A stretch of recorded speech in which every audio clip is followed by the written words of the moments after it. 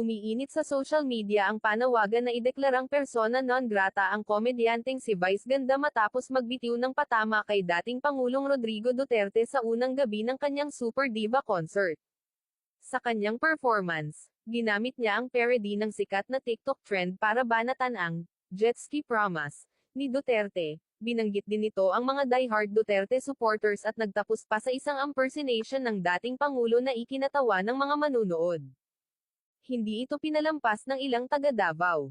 Sa isang post, mariin ang panawagan ng isang nagpakilalang Davaoenyo kung saan umapela ito sa City Government of Davao na ideklarang persona non grata ang komedyante.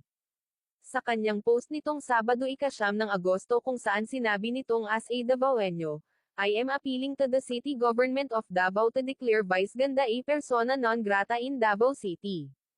Please lang. Agad itong umani ng suporta mula sa mga taga-suporta ng pamilya Duterte, na naniniwalang walang lugar sa Davao para sa pambabastos sa kanilang dating alkalde at pangulo. Para sa kanila, malinaw na lampas na sa biro ang ginawa ng komedyante.